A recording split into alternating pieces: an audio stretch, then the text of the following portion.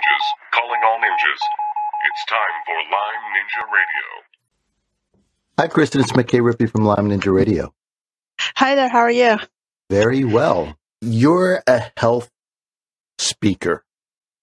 Now, most people, when they're dreaming of what they want to be when they grow up, speaking in front of the public is not top of the list. How did you get to become a health speaker? Yes, that's actually a really good question, and it was actually a long journey for me. So I actually, at one time, wanted to be a veterinarian and went to college at Northern Arizona University, and then I had to volunteer with a veterinarian, and I was observing during a surgery, and it made me really faint, and I decided I can't do that anymore. I can't pursue becoming a veterinarian, so then I started taking business courses, finally got my bachelor's in business management and a certificate in entrepreneurship, and really liked the business aspect as far as, being an entrepreneur and what's involved. And then eventually I got my master's in healthcare administration.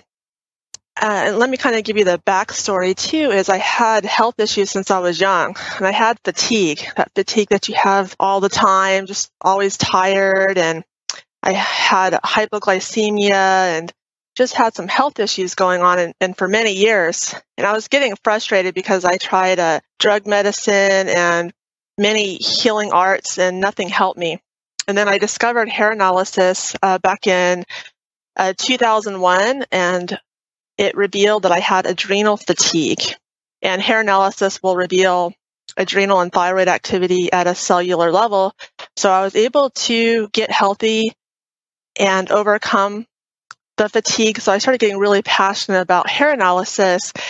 And then I started getting speaking engagements. I had to go to Santa Fe, New Mexico, and did a speech out there at a Parkinson's conference talking about health, wellness, hair analysis, and that's how it all got started for me. And it's one of my passions.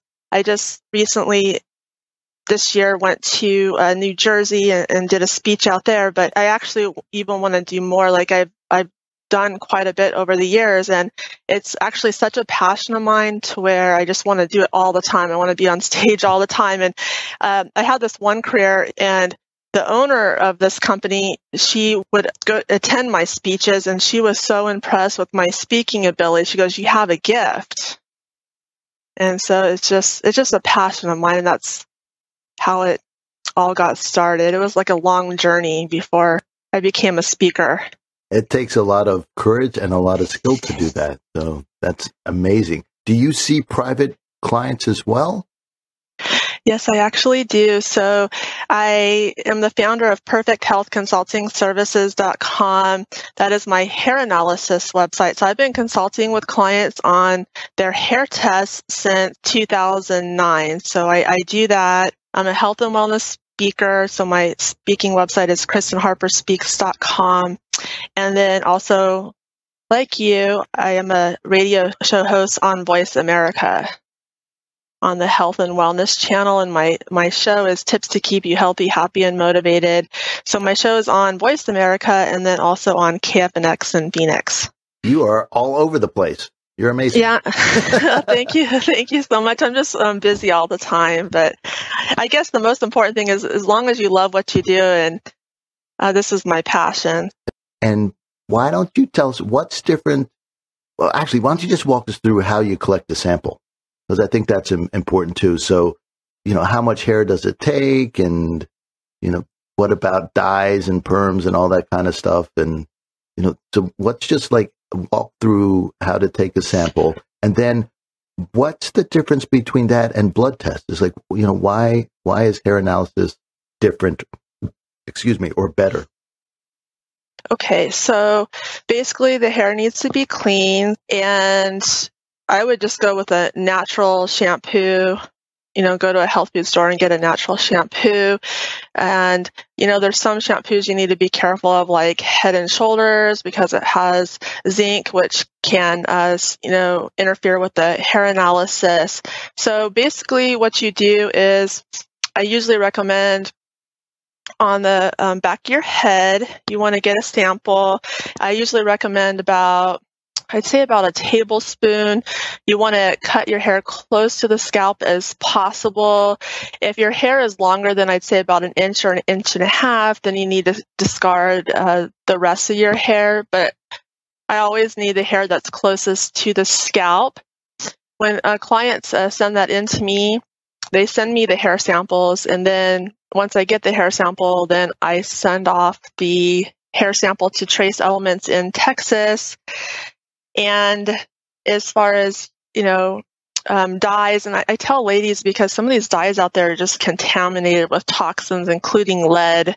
So if you're using a dye, it's always better to go with a natural one that you can get at a health food store that doesn't have these toxins. And as far as like a dye, a perm and all that, and I know Trace Elements, they have instructions too on their website, but I would say it's always best to wait at least, even like 8 weeks before you would sample your hair. And if that's not possible, you just need to wash your hair at least 5 times or so before you would even sample your hair. And that's actually a really good question in terms of a blood test versus a hair analysis. I would just say it's a really big difference. And so a hair analysis is a tissue biopsy. It's a cellular test. And cells are the major site of metabolic activity. It's not the blood or the urine. So I can give you a couple of examples of how hair analysis is different than a blood test. So let's say you've had a toxic metal exposure. What's going to happen is your body is going to move that toxic metal. Let's say you've been exposed to mercury, is going to move that mercury out of your blood in 90 days or less, and it's going to push it into the body's tissue, such as the hair, where that toxic metal is going to do less damage to the body.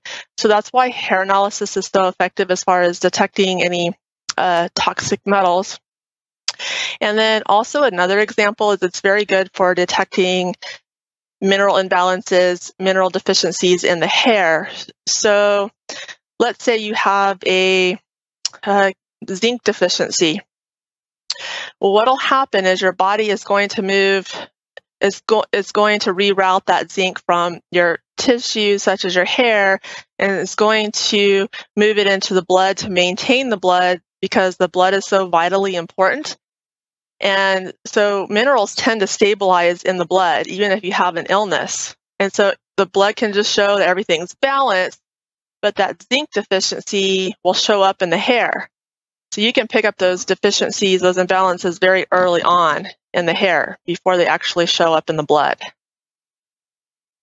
That's so amazing and makes so much sense. And getting a hair biopsy is a lot less painful than, say, getting a muscle biopsy or a spleen biopsy or something like that.